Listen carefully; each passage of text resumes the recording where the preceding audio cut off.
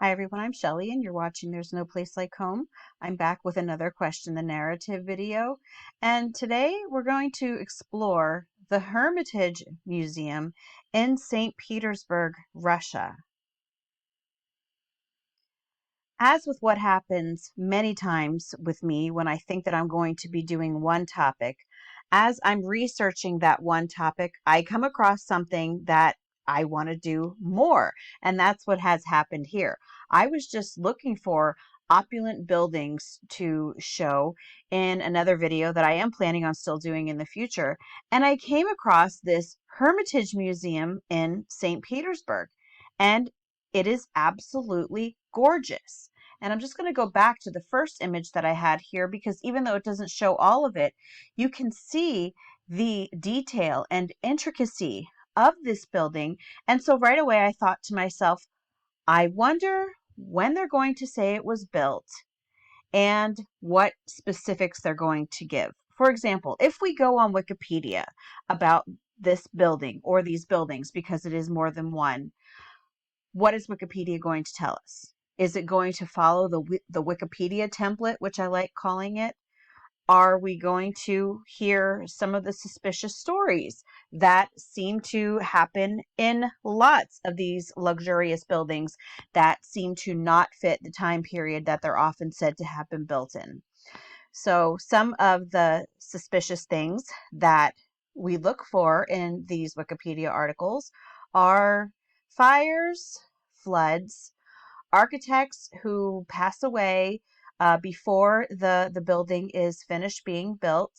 Lots of buildings are built on swamplands. We will hear about dilapidation and restoration, or there will be some sort of catastrophe that causes them to have to remodel it. Sometimes it will say that there was an older building on the land before and that this one was built on top of it. So this might be the second or sometimes even third building of that type.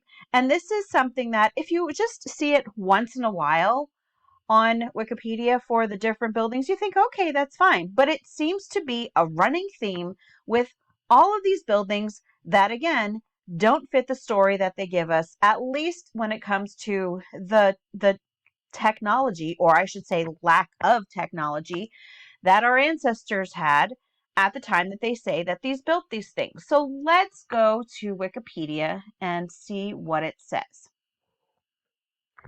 The State Hermitage Museum is a museum of art and culture in St. Petersburg, Russia. It was founded, that's right, that's one of those other words we look for, which, we hear it a lot in history class. We just grow used to it. Oh, founded just means that that's when it was established, or that's when it started being whatever it is. But in actuality, most of us nowadays, at least in the truther community, think that founded means a little bit more than that. In fact, we think that it means that it was actually found and then taken over by whoever found it. So anyway, it was founded in 1764 when Empress Catherine the Great acquired a collection of paintings from the Berlin merchant Johann Ernst Gotskowski. The museum celebrates the anniversary of its founding each year on the 7th of December, St. Catherine's Day. It has been open to the public since 1852. The art newspaper ranked the museum 10th in their list of the most visited art museums with 2,812,913 visitors in 2022. Okay, and most of this just tells you about the art that it has in there. It does tell you the names of the 6 buildings, and that is the Winter Palace, the Small Hermitage, the Old Hermitage, the New Hermitage, and the Hermitage Theater. And it says that they are all open to the public, but I actually went on the website and it says that there are no tours at this time. So I don't know what the reason is for that, but that's what's happening.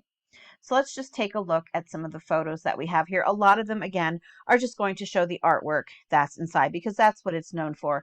But I'm more interested in what these buildings look like inside and outside. And this is far away, so it doesn't give you a whole lot of detail on these buildings, but it does give you a good idea of just how large this complex is. That just got way closer than I wanted it. And this one does give you a little bit of a farther away perspective on it, but you can see some of the detail on this. So let's just see if we can get a little bit closer. Not much. That's a little, well, I was going to say a little too close, but it does help you to see. Huh, those certainly look like mudflood windows, don't they? Especially considering that they basically look to be the same size as the windows above them. Same shape, basically. Obviously, they are a little bit different with the tops of the windows, but even if you look from this level to this level, they're not exactly the same either. But I do find it very interesting that, first of all, we have these two steps that you have to go up, it looks like. I'm guessing two. I can't really see. But you have to go up steps to go into this entrance. But here you have windows. So it certainly looks like what is now considered the first floor actually used to be the second floor. And this may have once been the first floor when this building was already built. And again, I'm speculating, but we're finding this with a lot of these buildings. And so a lot of these photos just really show, like I said, the collections. It doesn't really look like much in here, but just wait. Okay, so this is the Pavilion Hall. And here we are. The artistry, the details, and the whole idea that these were all done without modern day tools, without modern day transportation to transport all of the materials that would be needed at this time. And in 1764, I believe, it was founded in 1764. But even the ceilings, you have to wonder, how many people would it take to build something like this? How did they get all the materials transported there? Where did they get all of the materials from? And where did all of these workers stay? Likely, if this was actually built in those times, you will likely find, well, you would have found shacks that those people would have been staying in. At least that's what they show us in a lot of photos. So this one just shows us another look at the ceiling. And that's another thing that you do find. Looks like a mermaid crossed with an angel, doesn't it? I could be wrong. But, or some kind of, the bottom part reminds me of Ursula the Sea Witch from The Little Mermaid. But yeah, it does look like an angel here. Over here, this looks like a sphinx. And over here on this side too. Lots of very interesting stuff, and certainly not something that you would expect to see on something that was founded in 1764.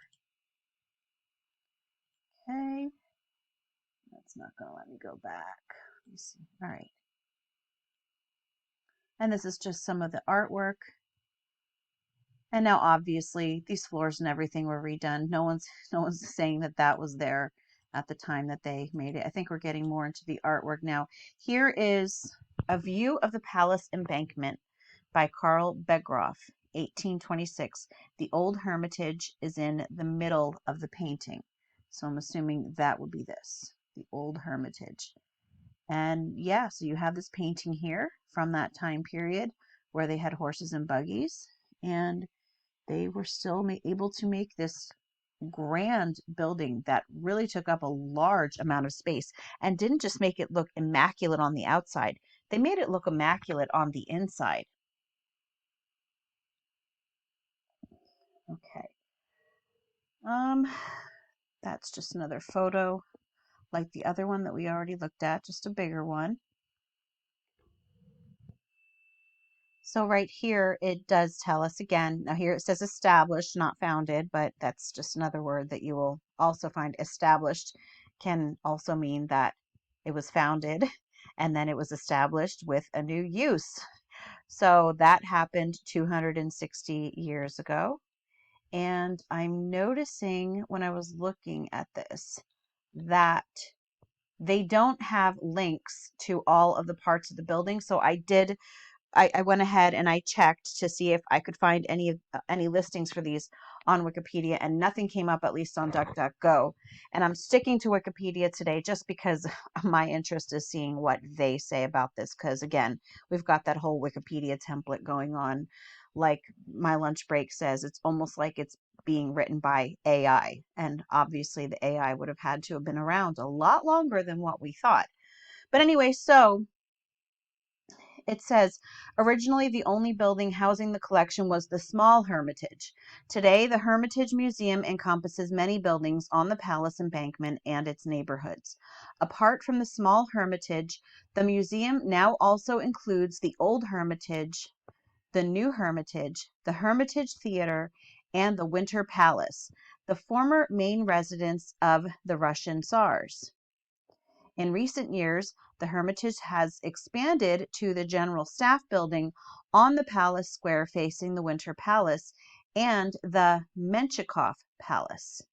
So we're just going to, actually, I was going to click on this right away, but first let's take a look at some photos that I found from the Hermitage Museum, just so that you can get an idea as we're reading about this place, what we're talking about from that time period. So we'll start over here. Yeah, I think that's called the Grand Staircase. I mean, look at it. 1764. I'm completely blown away.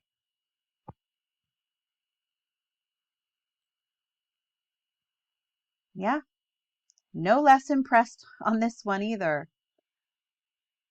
Absolutely beautiful. And on a smaller level, I'm not saying that the people of that time period were not talented and there were no artists who were capable of doing this.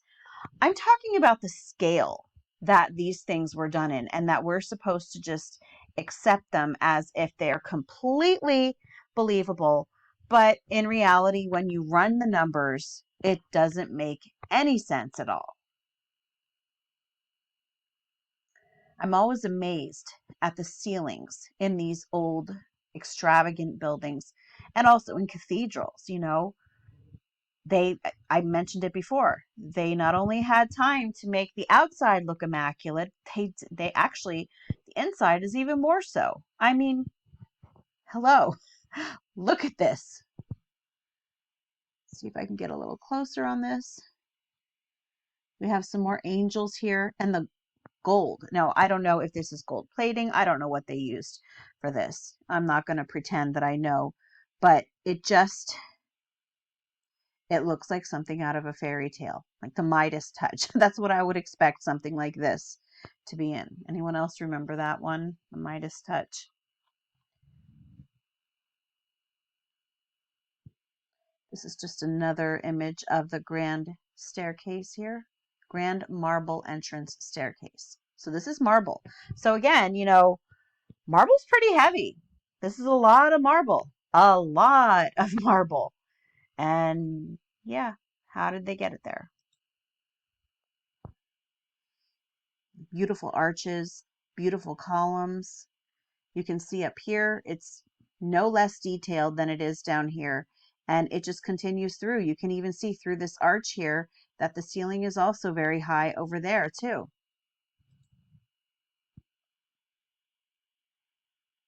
Yeah, I would be able to spend days here looking at all of this stuff.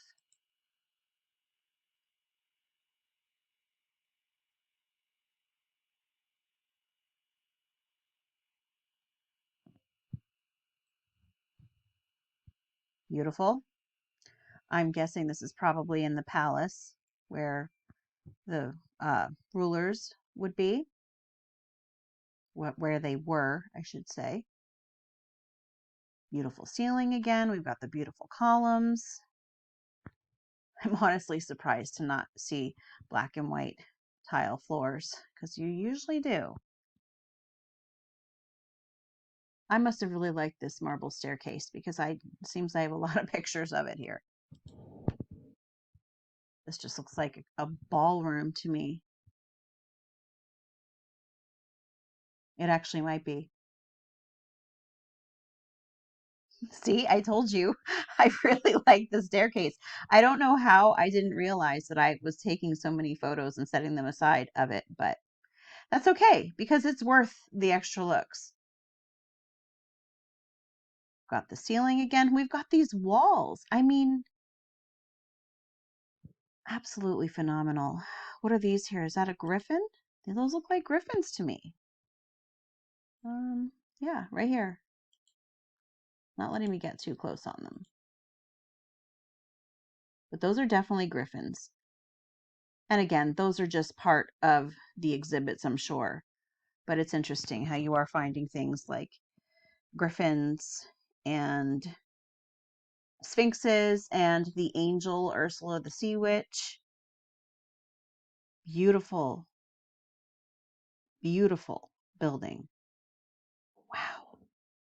And so these, obviously, they must have used, at the very least, some sort of molding. There are some people who speculate that they even had 3D printing, like we do nowadays. And you know what? It wouldn't surprise me because the fact remains that whoever built this, I'm sorry, they're not the horse and buggy people. They just were not. This just looks to be uh, another vantage point of the room with the griffins on the bottom. Fireplace. Amazing. It's just a nighttime view of the Hermitage Museum. Only a few to look at before we get into the history of it. And this is just an aerial view of the Hermitage Museum. And just another view. And again, you can see those mud flood windows down there. And yes, that's exactly what I'm going to call them. Because again, you see here, the entrance seems to be higher than the street level at the very least. So let's go back here. We'll start in the Hermitage Theater. And again, remember, we're going to pay close attention for things before I even go there. We're going to pay close attention for things like floods, fires, being built on swampland, architects dying before they get to see the final masterpiece, renovations, any sort of other catastrophe that causes it to be demolished and they have to like rebuild it or remodel it.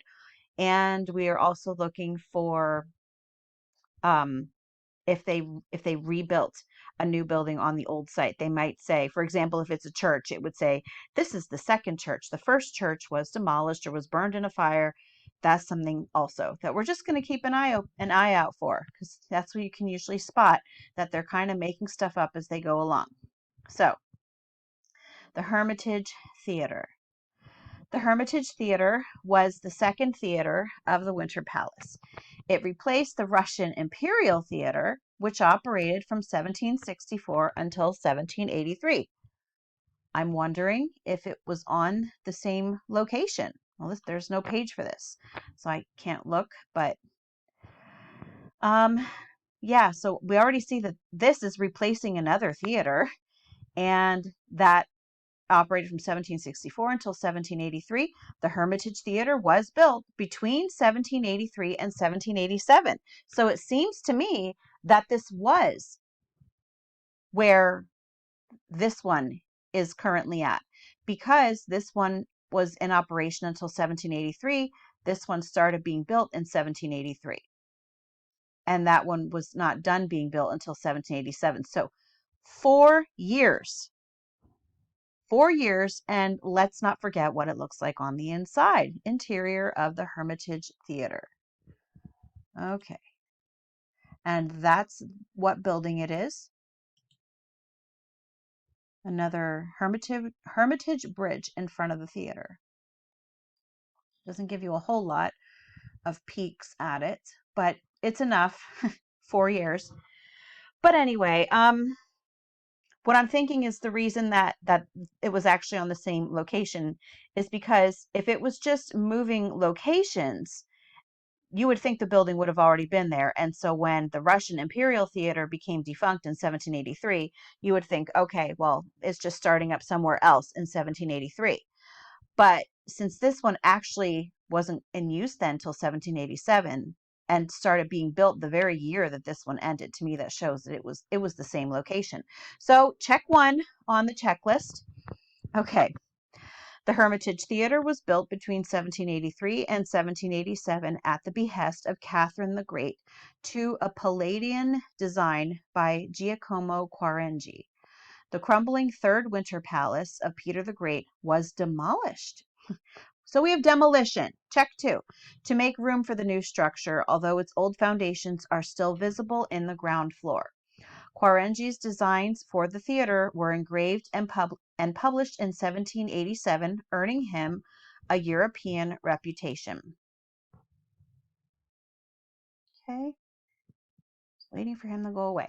The semicircular auditorium is decorated with color marble and surrounded with 10 niches for statues of Apollo and the Muses. As the interior has never been overhauled, the original stage machinery remains in situ, but the elaborate sets and acclaimed work of the Italian artist Pietro Gonzaga were lost during the years of Soviet neglect. So the interior has never been touched. So that makes me think all over again. 4 years to do not just the outside, but the inside from 1783 to 1787. Okay. The ceremonial opening of the theater took place on the 22nd of November, 1785.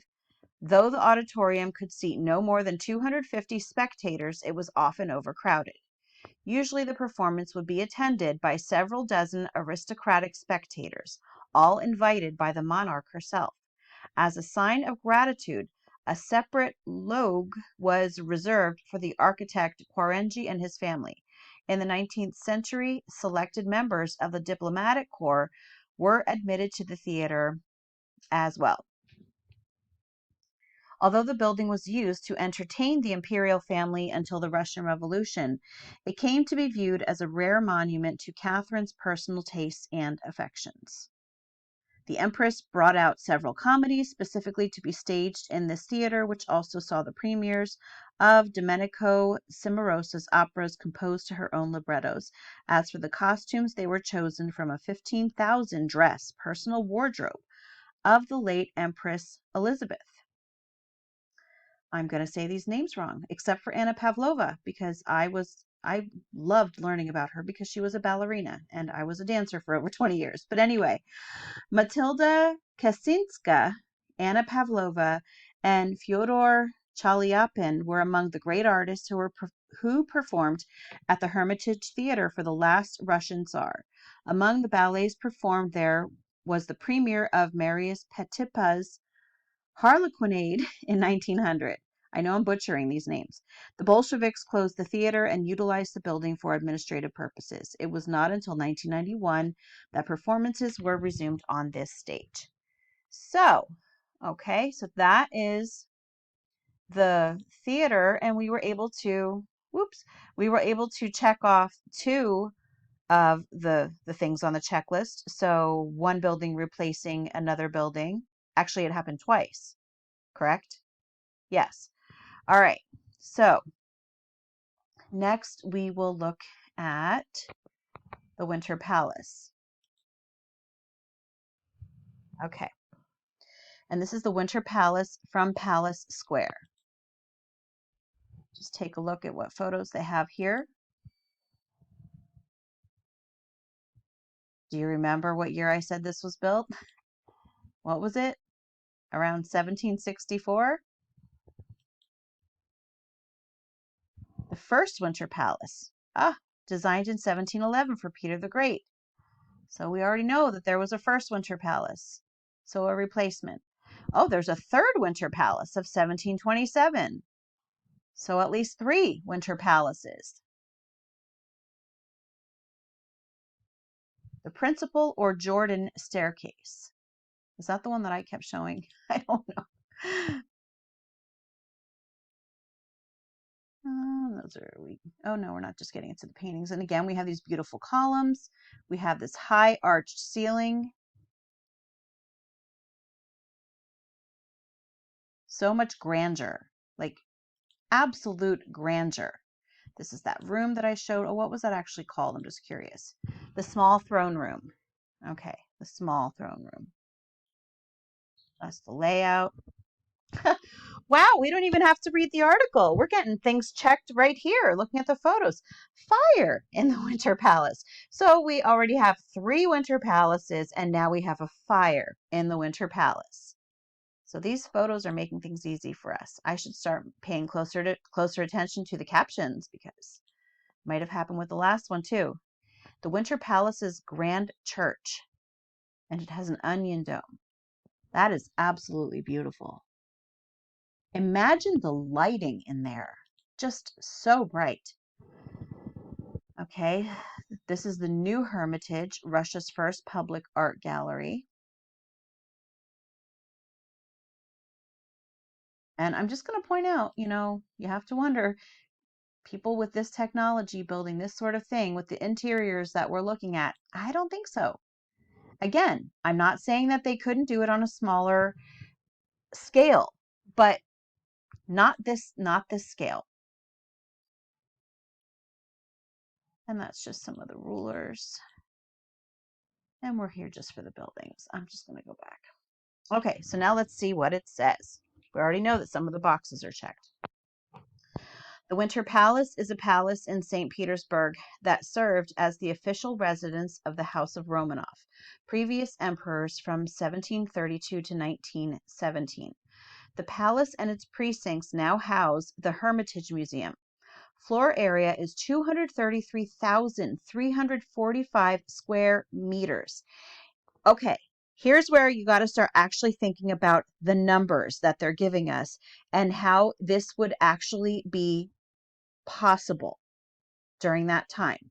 Okay, it has been calculated that the palace contains 1,886 doors, 1,945 windows, 1,500 rooms, and 117 staircases. Now, these are not your ordinary doors. These are not your ordinary windows. These are certainly not your ordinary rooms, and you know how much I like the staircases. I'm sorry, it's not possible. So the total area of the Winter Palace is 14.2 hectares. Situated between Palace Embankment and Palace Square, adjacent to the site of Peter the Great's original Winter Palace, the present and fourth, oh, there's a fourth one. Oh, so the present one is the fourth one. Okay, so we've got this repetition going. The present and fourth Winter Palace was built and altered almost continuously between the late 1730s and 1837, when it was severely damaged by fire and immediately rebuilt. All right. Another one, but we knew about that one, at least from the picture. The storming of the palace in 1917, as depicted in Soviet art and in Sergei Eisenstein's 1928 film October, became a symbol of the October Revolution. The emperors constructed their palaces on a monumental scale, you don't say, that aimed to reflect the might and power of Imperial Russia. From the palace, the Tsars ruled over 22,800,000 square kilometers, almost 1/6 of the Earth's landmass, and 125 million subjects by the end of the 19th century. Several architects participated in designing the Winter Palace, most notably the Italian Bartolomeo Rastrelli, in what became known as the Elizabethan Baroque style. The green and white palace has the overall shape of an elongated rectangle, and its principal facade is 215 meters long and 30 meters high.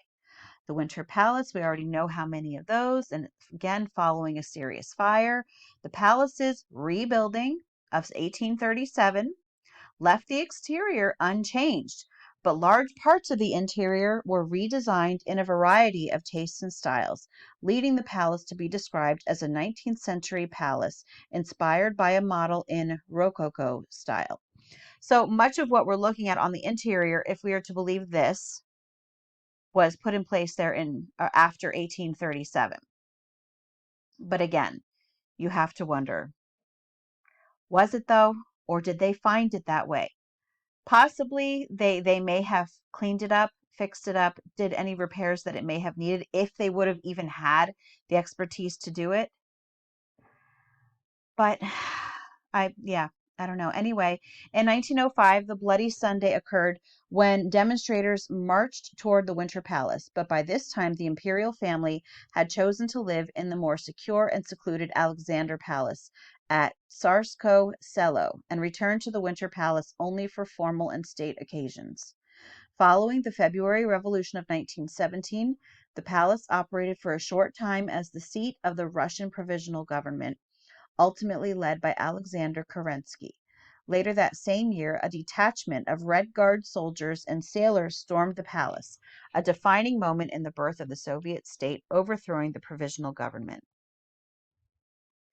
Next, I'm going to look at the Menshikov Palace, which is not necessarily in the palace embankment. It's not in the complex of the Hermitage that we were just looking at, but it is associated with it. And I just skimmed through it quickly and I thought, okay, yes, this is definitely worth sharing. So this is the Menshikov Palace, and let's take a look at some photos of the Menshikov Palace. No simple little shack, that's for sure. I'm sad that that's the only picture they seem to have of it here.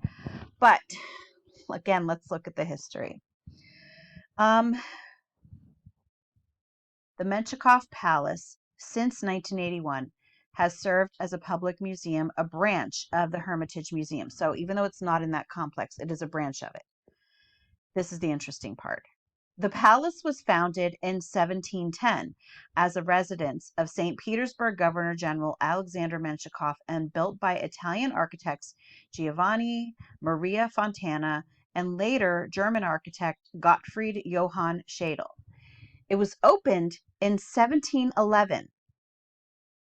I'm going to repeat that.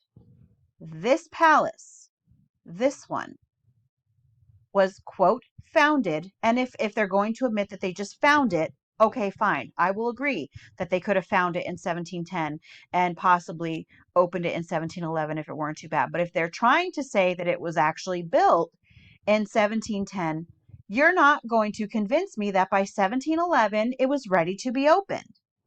Now, it does say the construction continued until 1727, but again, 1 year for this to be open, even if it wasn't done. It would have had to have been structurally sound, at least, by that 1 year. Yes, that wasn't exactly something that I listed before, but the very short years to build, that's another one that you will find in these Wikipedia templates. So anyway, it was opened in 1711, but the construction continued until 1727, when Menshikov with his family was exiled to Siberia and his property was confiscated. In 1731, the 1st Cadet Corps were established and occupied the palace and neighboring buildings. At the end of the 19th century, the Menshikov Palace was restored and became the Museum of the Corps. In 1924, its collections were moved to the Hermitage and other museums. From 1956 to 1981, the Menshikov Palace was restored again and finally opened to the branch as a branch of the Hermitage Museum with a collection of Russian art of the late 17th to early 18th century. All right, so we're also going to take a look at the General Staff Building because that's what this says here. Again, there's the Museum of Porcelain, the storage facility, but there's no links to them. There is, however, a link to the General Staff Building. And so when I picture a General Staff Building, I'm just picturing like just a regular building where you will have like management. Nothing spectacular, nothing showy. Not so here. This is the General Staff Building of the Hermitage Museum. Yep. Here we go again. Another absolutely beautiful building. And We have arches. We have the arched windows here. We have the columns. We have this certainly looks like, I would say, Greek imagery, Trojans possibly over on each side. I can't really tell what she is. She's not a sea witch. I don't think so, at least. But anyway, here we have these angels here.